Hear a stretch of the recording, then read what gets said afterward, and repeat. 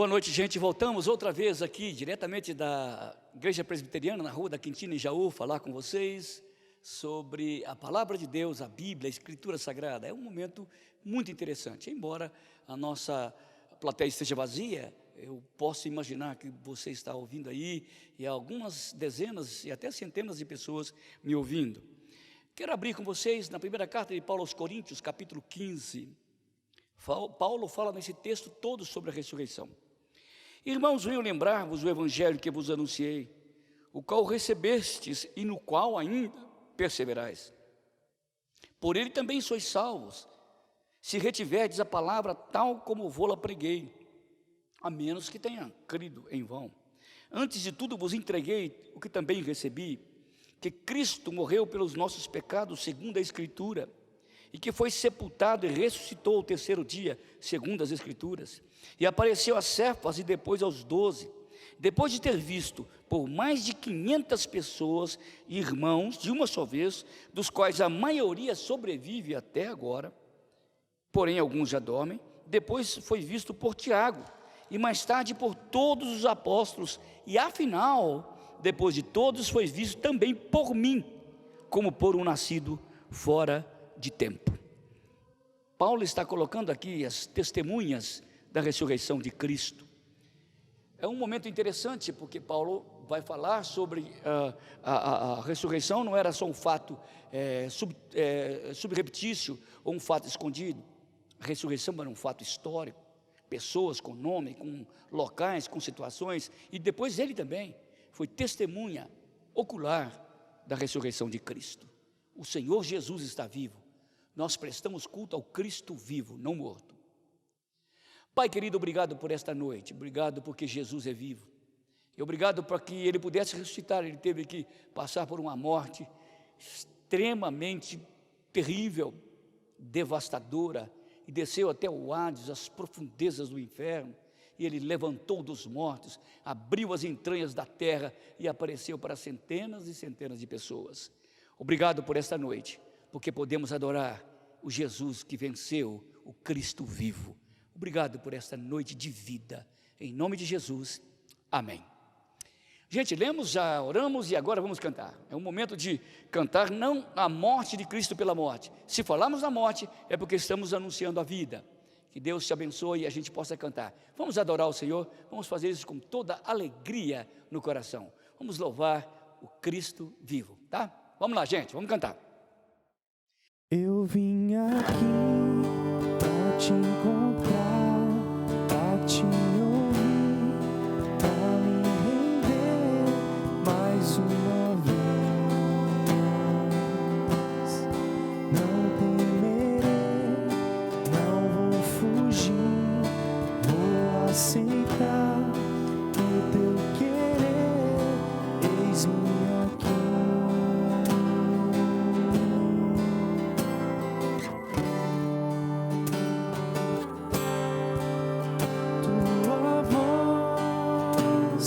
Aquece o meu coração,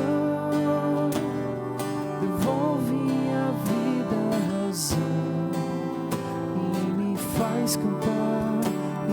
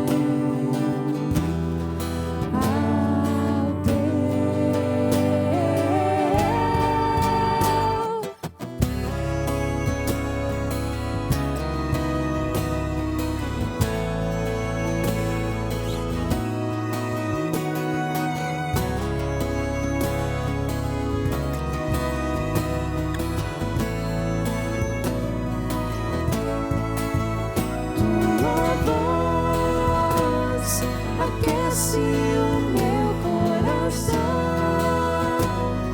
devolve a vida assim e me faz cantar, me refaz de novo e mais uma vez, mudando o meu coração.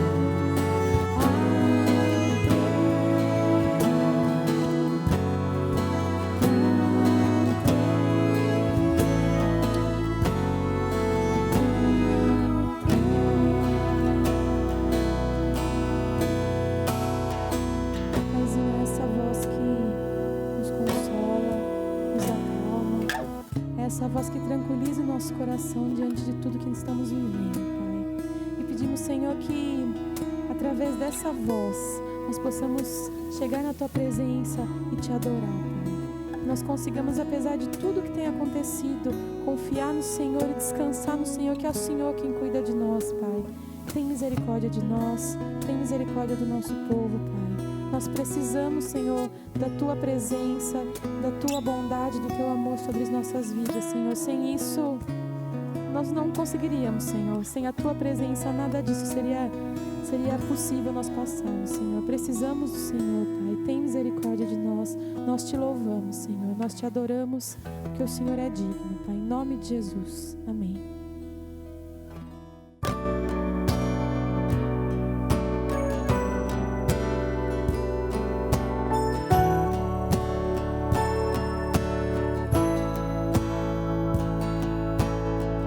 Tu és a minha luz, a minha salvação, e a Ti me renderei. Se ao Teu lado estou, seguro em Tuas mãos, e nada temerei.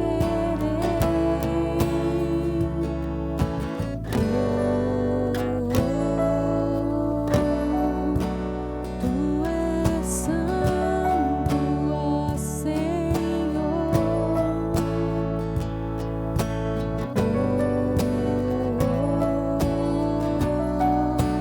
Tu és digno de louvor. Só em Ti confiarei, eu nada temerei. Em frente eu irei, pois eu sei que vivo está e um dia voltará do céu pra nos buscar, pra sempre reinará. Aleluia.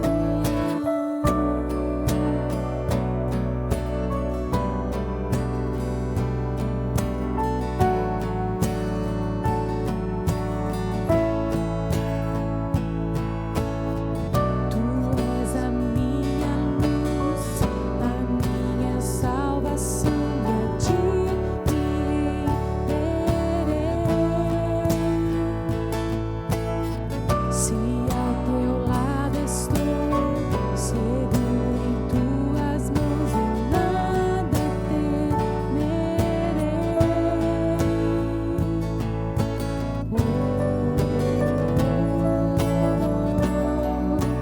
Tu és santo, ó Senhor.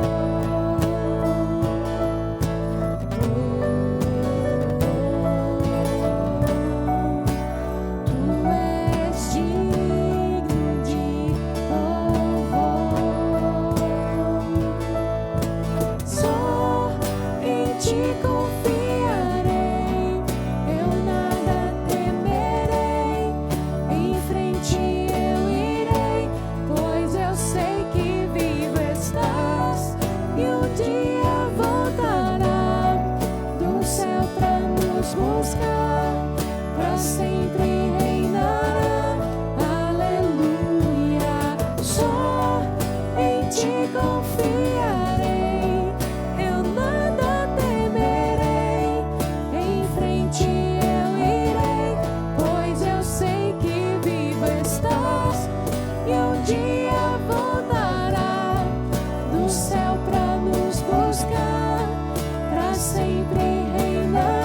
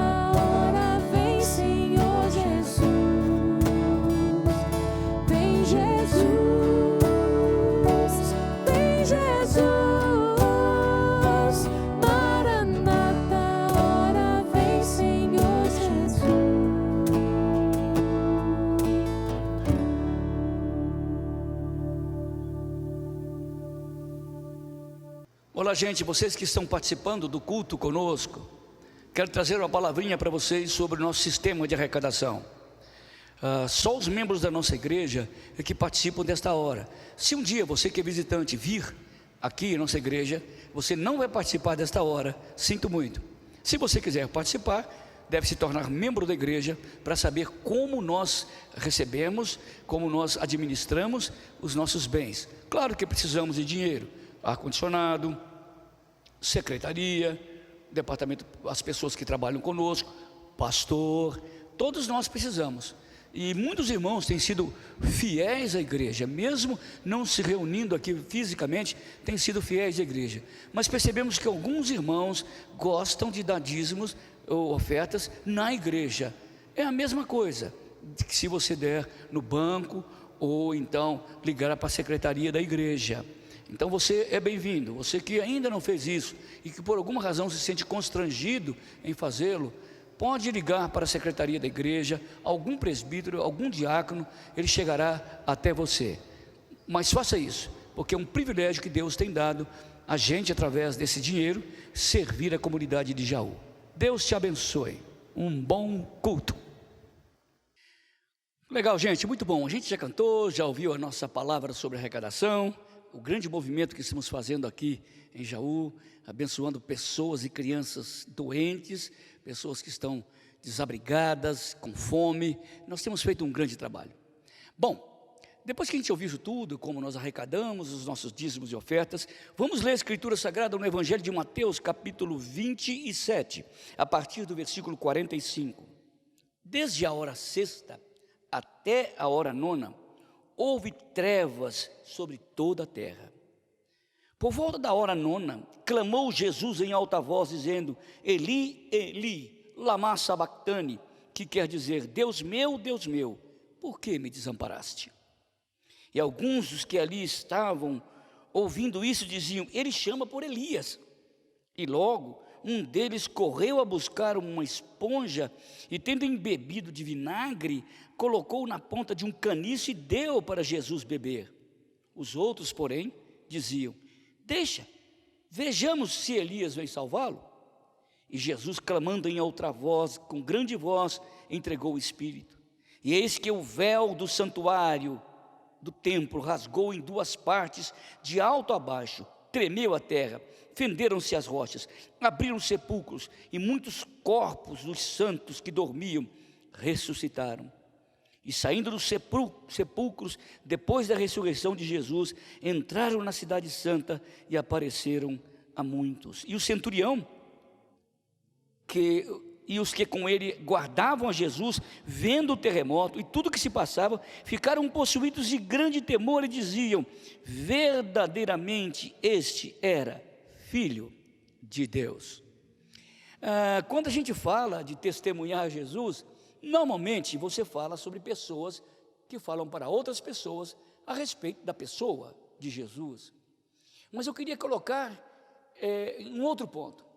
Como não só as pessoas estão vinculadas à vida de Jesus e também à morte, querendo ou não, salvos e não salvos, estão vinculados a esse ato da cruz, mas também toda a natureza está ligada à morte e à vida de Jesus, à morte e à ressurreição de Jesus. Aliás, a natureza, diz Paulo, geme aguardando a restauração dos filhos de Deus, aguardando a vinda de Jesus, para que a natureza também entre no estado de equilíbrio, no estado de homeostase. E aqui esse texto mostra claramente como a natureza está vinculada a Jesus Cristo. Quantas pessoas morreram na cruz? Quantos mártires morreram? Quantos santos morreram? Mas ninguém provocava tantos distúrbios na natureza como este Jesus. Olha o que o texto diz: por volta da hora nona, clamou Jesus em volta a voz, dizendo: Eli, Eli, lama sabactani. Desde a hora sexta até a hora nona, do meio-dia até as 3 da tarde, houve trevas sobre a face da terra. Por que houve trevas? Gente, como o universo pode viver sem luz? mesmo não que nem seja essa luz solar, mas os cientistas hoje, mais do que nunca, com suas pesquisas, com suas sondas, sabem que existem outros tipos de luz, não a só solar, no universo. Mas, quando Jesus morreu, nem aquelas luzes brilharam, nem a luz do sol brilhou, porque na verdade as trevas estavam testemunhando que a luz que ilumina o universo, a luz que dá, a luz verdadeira que dá essa cor cósmica ao espaço, a luz verdadeira que dá força e energia ao sol e aos imensos sóis que há no mundo, essa luz se apagou. Isso quer dizer que toda a luz do universo depende de Jesus. Jesus, quando disse, eu sou a luz do mundo, ele não estava dizendo que é a luz do pagão ou do não crente só, ele está dizendo que ele é a luz do mundo. E quando a luz se apagou no Calvário, a luz do universo também apagou e houve trevas. Lembra quando Jesus começou a fazer o mundo? Foi ele o Filho. João capítulo 1 diz que todas as coisas foram feitas por intermédio dele, e sem ele nada do que foi feito, o que se fez. Quando ele estava lá no caos abissal do mundo, e quando ele quis criar o mundo, ele disse, haja luz. Aquela luz que houve não saiu de uma protocélula, aquela luz que houve não saiu de um Big Bang, aquela luz que houve saiu dele, porque ele é essencialmente luz. Por isso que ele diz, eu sou a luz do mundo. E quando a luz do mundo apagou, todas as outras luzes apagaram, porque quem dá sustentabilidade às luzes do cosmos, às luzes do sol, às luzes da consciência, às luzes da razão, todo ou tipo de esfera de luz, é Ele, Jesus de Nazaré, que subiu na cruz do Calvário, Ele mesmo, aquele moço de 33 anos, Ele é que é a luz do mundo. Por isso as trevas apareceram, porque a luz tinha morrido. Que coisa extraordinária o vínculo que o universo tem com Cristo. O livro de Hebreus capítulo 1 diz que todas as coisas, Ele governa todas as coisas, administra, gerencia todas as coisas do mundo pela palavra do seu poder. Então houve trevas, 3 horas de trevas, porque a luz havia se apagado. E diz mais ainda, e alguns dos que ali estavam diziam, ele clama por Elias, e logo um deles correu a buscar uma esponja, e tendo embebido vinagre, colocando de um caniço, deu Jesus para beber. Os outros porém diziam, deixa, vejamos se alguém vem salvá-lo. E Jesus, clamando em alta voz, disse e entregou o Espírito, e eis que o véu do santuário rasgou de alto a baixo. Não só as luzes do cosmos, mas também as verdades mais profundas da religião humana, da religiosidade humana, foi rasgado. Lá, ele está falando aqui desse véu, ele está falando da sinagoga, lá de Jerusalém, do templo de Salomão, aliás. No templo de Salomão havia um pátio, onde as crianças e mulheres ficavam. Depois subia uma escadaria e entrava num lugar onde sacrifícios eram feitos e apenas homens ficavam. E aí havia mais um outro lugar onde os sacerdotes sacrificavam. E depois havia um quartinho, depois desse terceiro estágio, onde havia o Santo dos Santos.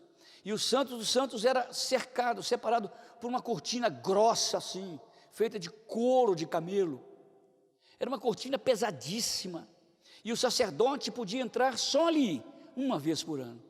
Mas quando o Jesus de Nazaré, o Filho do Homem, subiu à cruz, diz a Bíblia que aquela cortina grossa rasgou de alto a baixo. A cortina ali era o símbolo da separação, da hierarquia da religião.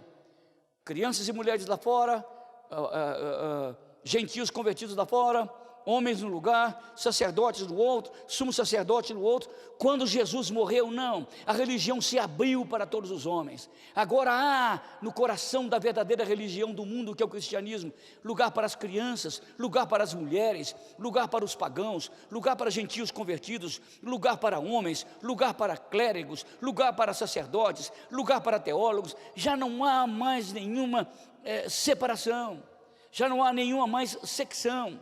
já não há mais nenhuma estratificação, já não há mais pária dentro da religião de Jesus Cristo, porque todos são um em Cristo. A própria religião humana abriu-se quando ele morreu, o véu rasgou de alto a baixo. Todos podem entrar agora naquele lugar, no íntimo do coração de Deus. Ex-ladrões, prostitutas, ex-homossexuais, lésbicas, assaltantes, pedófilos, transformados pelo poder de Deus, falsos religiosos transformados pelo poder de Deus, todos eles agora arrependidos, têm acesso ao Santo dos Santos, ao coração de Deus, porque Ele, Jesus, morreu na cruz do Calvário. E quando Ele morre, a religião se abre para a vida. Era um prenúncio do que os céus iriam se abrir com a morte de Cristo. Só com a morte do Cordeiro que temos acesso ao coração de Deus. E quando Ele morreu, entramos então, pela vida que Ele nos deu, ao íntimo do coração de Deus. Ele morreu lá na cruz, para que pudéssemos ter livre acesso à presença e ao coração, ao íntimo de Deus, pudéssemos chamá-lo de Pai. Foi aquilo que Jesus fez na cruz do Calvário, por isso que o véu não podia mais sustentar aquela hierarquia, tinha que abrir, tinha que desvendar, tinha que democratizar a religião. As outras religiões são todas sectaristas, todas separam grupos e grupos e grupos e grupos e grupos. Cristianismo não, são todos um. Paulo dizia em Gálatas que já não há mais homem nem mulher, nem escravo nem senhor, nem servo, não há mais cidadão de primeiro ou segundo mundos, não há mais cor de pele, não há mais segmentação cultural, econômica, todos são um em Cristo, porque Cristo morreu na cruz, e quando Ele morreu, o véu testemunhou. Que interessante. E diz mais o texto: eis que o véu do santuário se rasgou em duas partes, de alto a baixo, tremeu a terra. Já imaginaram? É como se fosse uma hecatombe ou um grande terremoto. Porque na verdade, Jesus não é um Atlas grego. Os gregos diziam que havia um deus Atlas que segurava a rotundidade, o globo da terra nas suas costas. E quando a gente vê a figura do Atlas, ele está sempre encurvado, porque era pesado demais. Pelo contrário, Jesus tem toda a terra nas suas mãos. A Bíblia diz no livro de Isaías que as nações da terra não passam de um pingo d'água no balde, porque Ele tem a rotundidade, o globo da terra nas suas mãos. Mão poderosa, mão que sustenta o mundo. E quando essa mão saiu, a terra tremeu, ela se viu combalida, ela se viu rachada, trincada, ela se viu instável, ela se viu solúvel. Foi um momento terrível para a natureza. Por isso que eu falo que a natureza toda estava vinculada a Jesus Cristo de Nazaré, porque Ele que criou a natureza, é Ele que sustenta a terra. Quando a terra roda com seu momento de translação, é Ele que sustenta a terra, de rotação, é Ele que sustenta isso tudo. Toda a força, a energia incomensurável do cosmos vem dEle, por isso que a terra tremeu quando Ele morreu. Mais ou menos quando veio a lei lá no Monte Sinai, tremeu o monte. Quando Jesus morreu foi muito maior do que aquilo, porque não foi um monte só que tremeu, toda a terra tremeu. Imagino que na América do Sul, em qualquer lugar do mundo, as pessoas sentiram que alguma coisa extraordinária estava acontecendo na terra. É que o sustentador do universo, é que o sustentador da terra morreu. E se Jesus não houvesse ressuscitado? O universo estava cambaleante, a terra estava cambaleante, sem rumo, sem eira, sem beira, tresmalhada, sem caminho, sem sustentabilidade. Por isso que a natureza testemunha a morte de Cristo, como a religião e como as trevas. Interessante isso. Diz mais o texto: e abriram-se, eis que o véu do santuário rasgou em duas partes, de alto a baixo, tremeram a terra, fenderam-se as rochas. Você já pensou um poder, a ausência desse poder? O que poderia provocar? A rocha não aguentou. Imagine uma pedreira imensa ser cortada pelo meio como se fosse cortada por um estilete. É como se fosse um raio de uma potência exponencial. Invadisse as montanhas, invadisse as pedreiras do mundo, e pudesse as geleiras, e rachasse tudo. Nota que confusão houve, porque aquele que tem poder para sustentar a ductibilidade da pedra, sustentar os átomos que estão tão presos lá dentro, ele morreu, e os átomos também se desgovernaram, e a coisa ficou muito complicada, porque aquele que dá força, sustentabilidade aos átomos, ele morreu. É uma coisa que não dá para a gente entender, mas dá para a gente ver que quando o poder se afasta, o mundo vira um caos. Se Jesus saísse do mundo hoje, se você diz que está ruim, você ia ver o que era ruim. Diz o texto então que as montanhas, as rochas, fenderam-se. Aqueles batólitos, que eles chamam, aquelas pedras imensas, compridas, foram rachadas. Aquelas montanhas do Himalaia foram rachadas. Porque Jesus, o filho de Maria e José, o Jesus de Nazaré, morreu. Não tem nenhuma categoria que podemos qualificar esse homem. Não há como, a não ser dizer que ele é 100% homem, 100% Deus. Mas vamos terminar. O testemunho das trevas, o testemunho da terra, o testemunho das montanhas, das rochas, e diz mais: abriram-se os sepulcros, e muitos corpos de santos que dormiam ressuscitaram. Imagina, e saindo dos sepulcros, depois da ressurreição, saíram pela cidade santa e apareceram a muitas mulheres, a muitas pessoas. Imagina a loucura do centurião olhando para aquelas pessoas, saindo como se fossem fantasmas. Não sabemos, pessoas morreram há anos ali, esperando no Senhor. Crentes que morreram, aguardando a ressurreição, ressuscitaram. Vocês já imaginaram? Aqueles soldados romanos, o centurião dizia: não é possível, verdadeiramente ele é filho de Deus. A única coisa que eu posso dizer é que ele é filho de Deus, ele é filho de Deus. Não é normal isso numa morte. Quanta gente sacrificamos aqui, mas nunca vimos isso, e nunca mais veremos, e nem a história vai ver, porque os mortos ressuscitaram. Paulo diz na primeira carta aos Coríntios que eu li: se Cristo não ressuscitou, é vã a nossa pregação, é vã a nossa fé, e continuamos mortos nos nossos pecados, porque se Ele ressuscitou, nós também ressuscitaremos. Ele é a primícia, e nós somos outros irmãos que iríamos pelo mesmo caminho.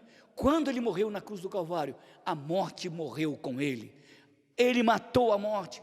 Era um indicativo absolutamente claro de que a morte do corpo não pode suportar o poder da morte de Cristo, porque quando Ele morre na cruz, Ele mata a morte daqueles que estavam mortos.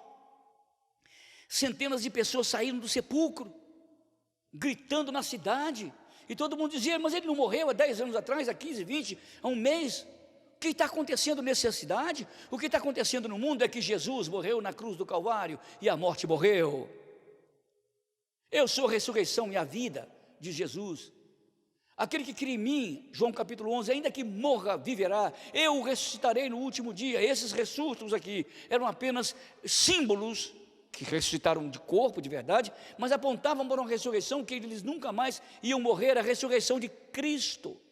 Por isso que a morte não pôde suportar. Abriram-se os sepulcros, e muitos corpos de santos que dormiam ressuscitaram. Que mensagem maravilhosa é essa? Como a natureza testemunha Jesus. Se o nosso corpo tem a ver com a natureza, e tem mesmo, cortar madeira no tempo certo, quem tem pernas destroncadas, alguma coisa, em tempo de mudança de lua, dói. Se a nossa natureza está ligada à natureza que Deus criou, você imagina o Criador, como essa natureza depende do Criador dela, como depende de luz, como ela depende de sustentabilidade, como ela precisa de força e como ela precisa de vida. Foi isso que Jesus fez na cruz do Calvário. Fazer uma revolução cósmica, e essa revolução pudesse atingir os que morreram na esperança da ressurreição. Que lindo, não, gente? Deus abençoe vocês, e que a gente ame, adore, curta esse Jesus que morreu, mas que ressuscitou. Amém. Pai querido, obrigado por esta noite, obrigado por esta palavra tão extraordinária, tão viva, essa testemunha viva que é a Bíblia. E sei que esta palavra não ficou apenas na retórica, ela saiu, essas letras saíram do papiro, do papel, e elas entraram no nosso coração. E a gente pode compreender um pouco mais de quem é este adorável Salvador, como ele morreu, os efeitos da sua morte na natureza e na vida humana. Obrigado, Deus, por esta noite. Dá que possamos ter uma semana de grande vida e de revivescência. É o que pedimos-te, Pai, em nome de Jesus. Amém. Que a graça do Senhor Jesus Cristo, o amor de Deus, o nosso Pai, a comunhão, a consolação e o poder do Espírito estejam com vocês e todos aqueles que já passaram pelos efeitos da cruz do Calvário, hoje e para sempre. Amém. Legal, gente, foi muito bacana falar com vocês, muito bom compartilhar a palavra. A gente se encontra nessas esquinas da vida, tá bom? Tchau, tchau.